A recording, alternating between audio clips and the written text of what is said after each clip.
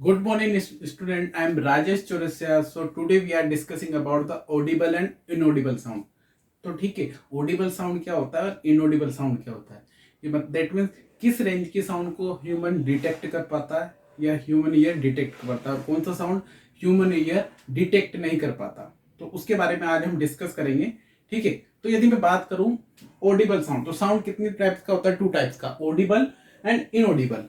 तो यदि मैं बात करूं ऑडिबल साउंड की, तो ऑडिबल साउंड की जो रेंज होती है ना बच्चों, वो क्या होती है? 20 हर्ट्ज टू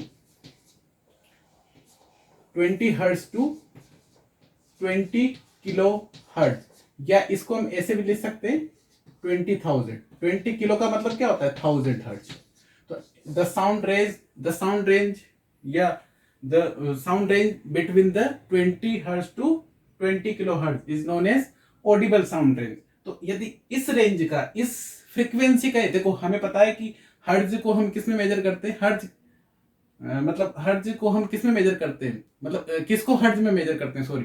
तो फ्रीक्वेंसी को हम हर्ट्ज में मेजर करते हैं। तो ऐसी साउंड वेव जिसकी frequency 20 hertz to 20 kilohertz हो, तो ऐसी फ्रीक्वेंसी के साउंड को ह्यूमन ईयर डिटेक्ट कर पाता है। तो ऐसे साउंड को बोला जाता है ऑडिबल साउंड। मतलब इस साउंड को नॉर्मल ह्यूमन जो होता है वो डिटेक्ट कर सकता है, सुन सकता है।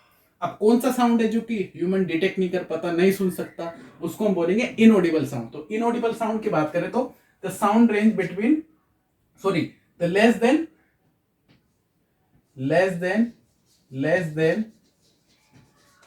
20 हर्ट्ज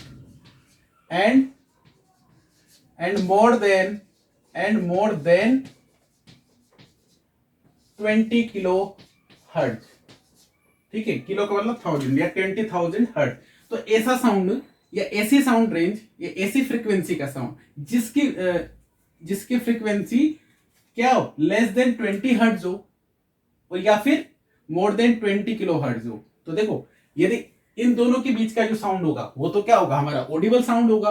बट देखो, इससे इधर जाएंगे इस डायरेक्शन तो भी इनऑडिबल हो जाएगा, और इससे आगे की तरफ जाएंगे तब भी वो क्या हो जाएगा?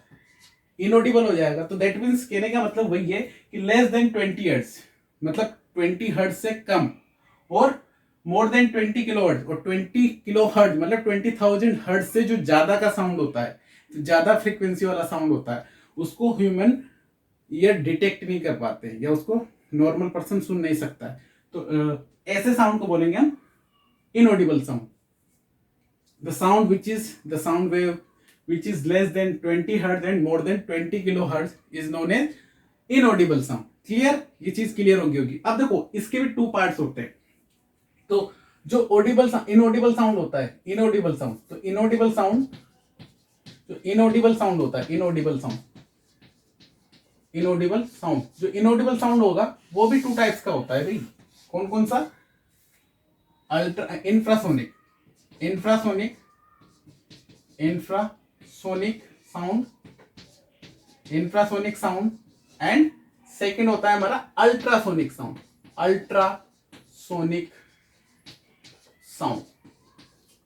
ये तो बहुत नाम सुना होगा अल्ट्रासोनिक का। तो देखो, अब इंफ्रासोनिक क्या होगा और अल्ट्रासोनिक, ये दोनों किसके टाइप से? इनऑडिबल साउंड के। ऑडिबल साउंड तो बस यही होता है। अब देखो, इनऑडिबल साउंड, तो इंफ्रासोनिक साउंड कौन सा होगा? Less than less than less than less than 20 hertz, less than 20 hertz. जो 20 हर्ट्ज से जो कम, 20 हर्ट्ज से कम फ्रीक्वेंसी का जो साउंड होगा वो कौन सा होगा? Infrasonic sound. अब अल्ट्रासोनिक क्या होगा? तो वो कैसा हो जाएगा? वो मोर देन 20 किलो हर्ट्ज। तो अल्ट्रासोनिक क्या हो जाएगा? मोर देन 20 किलो हर्ट्ज, मतलब या 20,000 हर्ट्ज। 20 किलो का मतलब क्या होता है? किलो का मतलब होता है किलो, जैसे कि किलो हर्ट्ज मतलब 1000 हर्ट्ज, है ना? 1000 हर्ट्ज, ये चीज ध्यान रख लेना। चलो ठीक है। तो more than 20 kilohertz is known as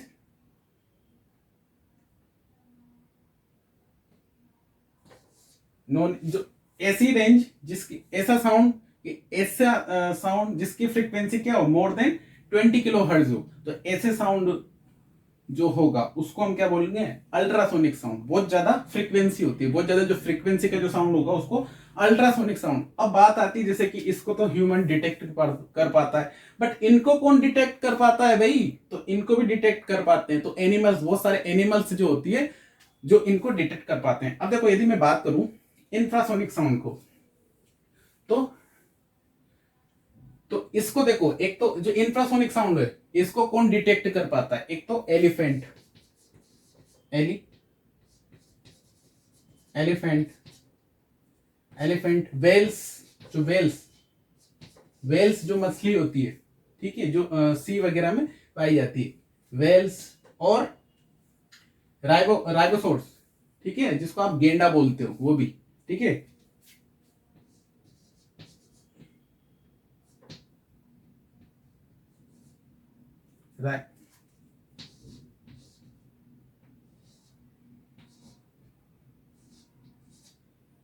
ठीक है, जिसको आप गेंडा, और एलिफेंट, वेल, राइनोसोर्स, और स्नेक,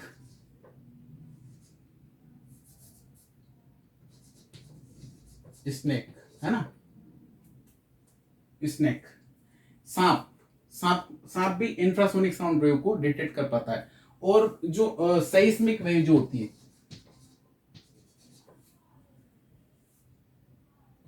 सेismic वेव जो अर्थक्वेक से निकलती है ना, अर्थक्वेक, अरे अर्थक्वेक से जो वेव निकलती है वो भी कौन सी वेव होती है, जो सेismic वेव। अर्थक्वेक जब भी आता है तो कौन सी वेव जनरेट होती है, सेismic वेव। तो उसको कौन डिटेक्ट, तो वो कौन सी होती है, वो इंफ्रासोनिक साउंड वेव ही होती है। तो उसको जब भी आपने देखा होगा कि जब भी जैसे कि अर्थक्वेक वगैरह आता है, तो आपने देखा होगा कि जो एलिफेंट, जो स्नेक्स वगैरह होती है, वो उनमें हलचल चालू हो जाती है, ठीक है, उनमें कुछ मूवमेंट स्टार्ट हो जाता है, क्योंकि उन्हें पता चल जाता है कि अर्थक्वेक आने वाला है, क्योंकि वो इस रेंज की जो वेव होती है, साउंड वेव, उसको डिटेक्ट कर सकते हैं। तो कौन कौन भाई, ये आता है कॉम्पिटिशन से, एग्जाम्स में ये पूछे जाते हैं इन पे।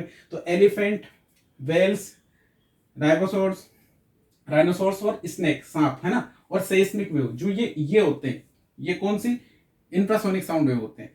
अब देखो जो अल्ट्रासोनिक साउंड वेव होते हैं, इसको कौन डिटेक्ट कर पाता है, तो इसमें देखो बेड्स, अरे जो बेड्स होती है रात में, कैसे उसको कुछ भी नहीं दिखता, बट फिर भी वो अल्ट्रासोनिक साउंड वेव को भेज के, हमने इको में पढ़ा था, तो वहां पे उसको करके रिफ्लेक्ट होके जो आता है साउंड, उसको डिटेक्ट करके, क्योंकि वो अल्ट्रासोनिक साउंड को सेंस कर सकती है, डिटेक्ट कर सकती है, तो उसके अकॉर्डिंग वो अपना जीवन यापन करती है, ठीक है, अपनी लाइफ।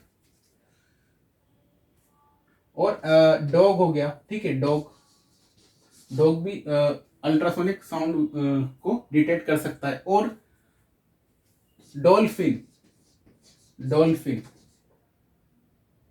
डॉल्फिन जो डॉल्फिन होती है ना, वो भी अल्ट्रासोनिक। तो डॉल्फिन जो शिकार करती है, जैसे कि जो बेड्स और डॉल्फिन, वो अल्ट्रासोनिक साउंड वेव को, जो छोटी जो फिश वगैरह होती है उनको डॉल्फिन इसी तरीके से खाती है भाई। वो क्या करती है, साउंड रेंज को भेजती है अल्ट्रासोनिक, और जैसे ही पता चल कहीं भी होगा तो उसके टकरा के वो, उसको सेंस होता है, तो उसको पता चल जाता है कि यहाँ पे कुछ है, तो उसके अकॉर्डिंग उसको खा लेती है, मतलब शिकार कर लेती है, ठीक है।